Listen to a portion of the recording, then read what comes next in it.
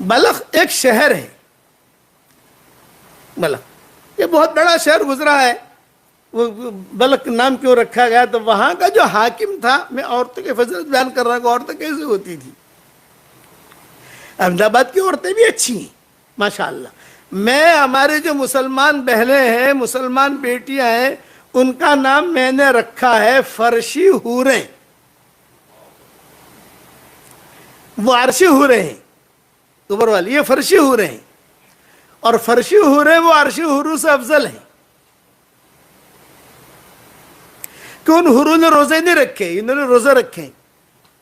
ان حوروں نے بچے نہیں جنے، انہوں نے بچے جنے.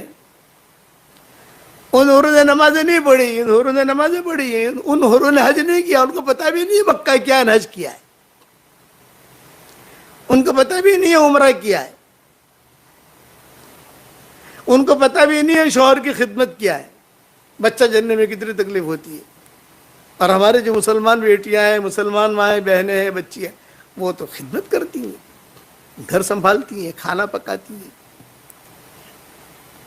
شوہر کی خدمت، بچوں کی تربیت کوئی آسان کام نہیں ہے. اب نے فرمایا فغلبن نساء اہل، حضرت عائشہ فرماتی تھی فغلبن نساء اہل الدنیا علی نساء اہل الاخرہ، کہ دنیا کے دیندار جو فرشی ہو رہے ہیں وہ غالب آ جائے گی. بڑے کام کرنے والی عورتیں گزری ہیں بہت. زیب النساء جو تھی عالمگیر کی بیٹی، اس کا نام تھا زیب النساء. شادی نہیں کی تھی، عالمگیر کہا کرتے تھے انہیں بیٹا نکاح کر لو تم، تو کہتی تھی کہ نہیں. عورت تھی، کہتی تھی کہ نہیں. اور مقام علمی کتنا اونچا تھا، کتابوں میں لکھا ہے کہ عالمگیر رحمۃ اللہ علیہ نے فتاوی عالمگیری جو لکھی ہے، تو فتاوی عالمگیری لکھنے کے لیے 500 علماء کی ٹیم بٹھائی تھی. 300 ہندوستان کے تھے اور 200 حجاز کے تھے. حجاز میں حجاز بھی آ گیا، مصر بھی آ گیا، شام بھی آ گیا، جو عرب کالونی ہے. اور باقاعدہ رکھا تھا ان کا کھانے کا نظام سارا کے سارا، یہ نظام تھا. تو درس نظامی، اچھا بہت بڑے ایک مفتی تھے ان کے امیر، ان کے اوپر جو ہے عالمگیر آخر میں وہ دیکھتے تھے. تو وہ جو مفتی نظام الدین نام تھا، ان سے یہ درس نظامی چلا ہے ہمارا. لکھتے ہیں درس نظامی، وہ ان سے چلا ہے. یہ حضرت نظام الدین اولیاء سے اس کا کوئی تعلق نہیں ہے. حضرت نظام الدین اولیاء یہ الگ لائن کے تھے اور یہ الگ لائن کے تھے. بیٹھتے تھے، بیٹھ کر دیکھتے تھے یہ مسئلہ کا کیا ہے، مسئلہ کا کیا. 500 علماء کی ٹیم نے گویا کو کتاب تیار کی. کسی مسئلے میں اٹکتے تھے تو کتابوں میں یہ لکھا ہے کہ سیدھے یہ جاتے تھے مفتی نظام الدین کے پاس، وہ حل کر دیتے تھے. اس کا جواب یہ ہے. کبھی کبھی مفتی نظام الدین بھی اٹک گئے تو جاتے تھے عالمگیر کے پاس، تو عالمگیر کہتے تھے کہ ہاں یہ ٹھیک ہے، یہ غلط ہے. اب بتاؤ، بادشاہ ہے، شاہی مشغولیتی کتنی ہوتی ہے آدمی کی، اور وہ جو کہہ دیتے تھے کہ بھائی تمہارا یہ ہے، یہ ٹھیک ہے، یہ غلط ہے، اس کو لکھو. اور پھر اگر عالمگیر بھی اٹک جاتے تھے تو عالمگیر کہتے تھے بھی 15 دن کے بعد یہ مسئلہ حل ہوگا، میں میری بیٹی زیب النساء سے پوچھوں گا. آج ہے احمد آباد میں ایسی لڑکی کوئی؟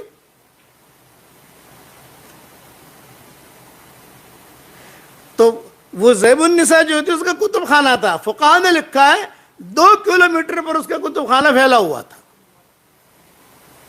وہی رہتی تھی، وہی خادمائیں ہوتی تھی، شہزادی تھی.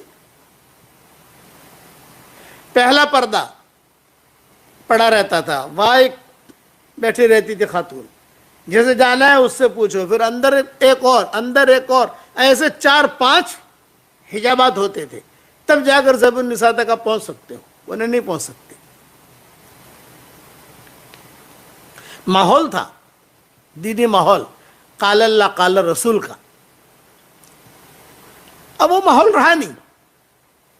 اب تو ماحول کیا ہے؟ اچھے اچھے کپڑے پہننا، موبائل سے کھیلنا، گھر بیٹھو تو بھی موبائل سے کھیلو، بچے بھی کھیل رہے ہیں، ماں باپ بیٹھے ہیں تو بھی موبائل سے کھیلے. حالانکہ بہت بڑی بے ادبی ہے ماں باپ کے سامنے موبائل دیکھنا.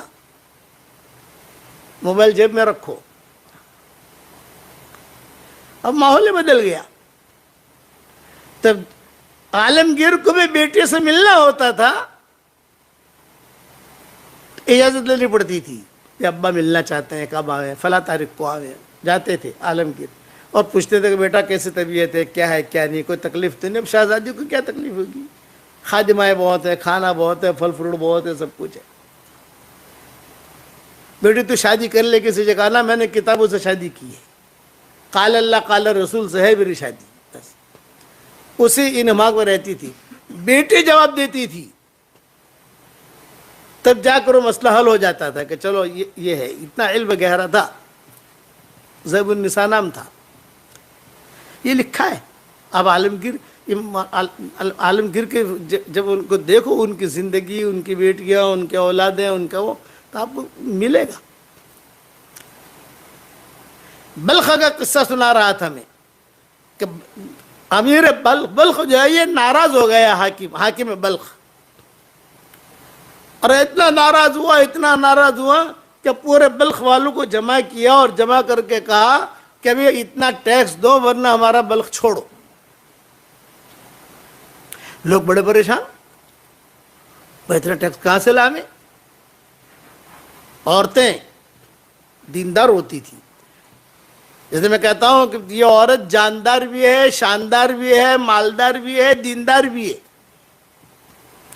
جیسے میں وظیفہ دیتا ہوں نا، جیسے تصویر دیتا ہوں نا، ہدیہ، جاندار، شاندار، دیندار، مالدار، دیندار، تو ایسا ہی عورتوں کو کہتا ہے کوئی جاندار بھی ہے، شاندار بھی ہے، مالدار بھی ہے، دیندار بھی ہے.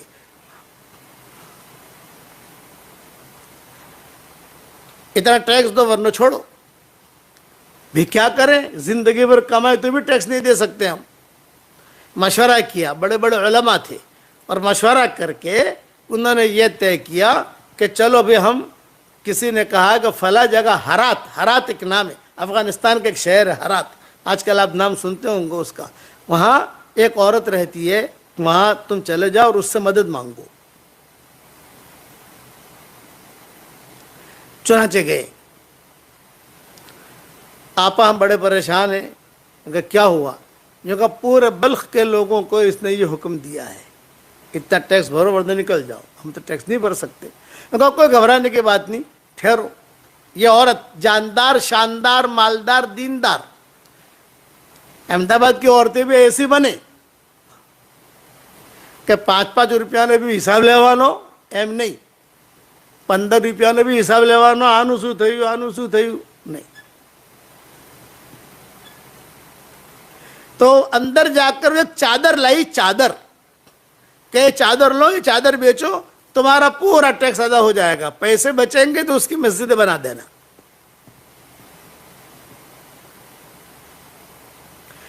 بھئی یہ چادر میں کیا ہے؟ یہ کہ تم جاؤ، بادشاہ سمجھ جائے گا.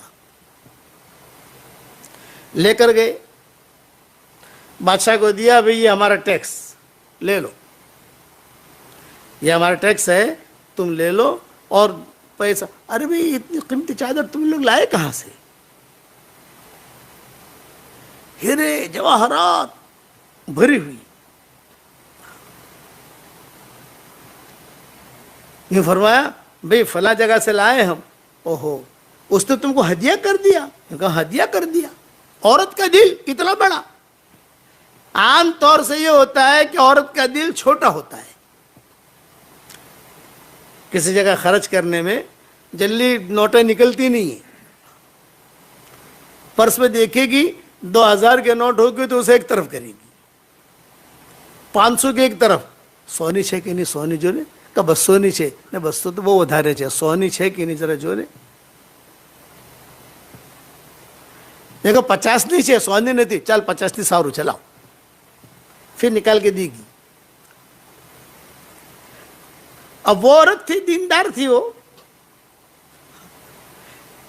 بادشاہ نے کہا عورت نے دیا، جب عورت اتنی سخاوت کر سکتی ہے تو بھی میں تو بادشاہ ہوں. سارا ٹیکس معاف, ایک پیسہ نہیں چاہیے, معاف کر دیا بادشاہ نے. اب یہ چادر کا کیا کرنا؟ یہ لوگ چادر لے کر واپس آئے. جب چادر لے کر واپس آئے, ٹائم لیا اور کہا آپا ہمارا کام تو اللہ نے بنا دیا, یہ چادر لے لو آپ تاکہ جو ہے آپ. تو اس عورت نے کیا کہا, نہیں بھائی میرے گھر سے جو چادر نکلتی ہے واپس نہیں آتی, نمبر ایک. دوسرا کہ میں وہ چادر کو استعمال نہیں کرتی جس پر کسی غیر محرم کی نظر پڑی ہو. بادشاہ کی نظر پڑ گئی, تمہاری نظر پڑ گئی, میں نہیں کر سکتا. کیا کریں؟ یوں کہا اس کی مسجدیں بناؤ. علماء نے لکھا ہے ہزاروں مسجدیں بنائی گئی. ہمارا سفر ہوا اس علاقے میں تو آپ دیکھیں گے کہ یہ چادر والی عورت کی یہ مسجد ہے نمبر ایک, چادر والی عورت کی یہ مسجد ہے نمبر دو, چادر والی عورت کی یہ مسجد ہے نمبر تین. یہ بنا بہت بڑی مسجد بنائی, جامع مسجد, ابھی بھی وہ ہے اور بھری رہتی ہے, یعنی ابھی بھی وہ آباد ہے. یہ حالات کے اندر جو چل رہا ہے افغانستان میں بڑی مسجدوں میں شمار ہوتا ہے. جیسے ہمارے احمد آباد کے اندر کوئی پتھر والی مسجد ہے, کوئی مسجد ہے, بڑی مسجدوں میں شمار ہوتا ہے, ابھی بھی وہ ہے. امام رازی کی قبر بھی وہی ہے, ہرات. یہ عورتیں تھیں. اچھا اب دل میں اب یہ اتنی مہنگی چادر کہاں سے آئی بھئی, اتنی قیمتی چادر کہاں سے آئی؟ اس کا مستقل قصہ ہے. کوئی جنات بادشاہ سے اس کا نکاح ہو گیا تھا, وہ بادشاہ نے یہ چادر دی تھی. اور وہ لمبا قصہ ہے, میں اس میں کہاں جاؤں, 5 بجے بیان پورا کرنا ہے مجھے. دوسری مرتبہ انشاءاللہ اللہ لائے گا تو وہ جنت والا بھی سنا دیں گے.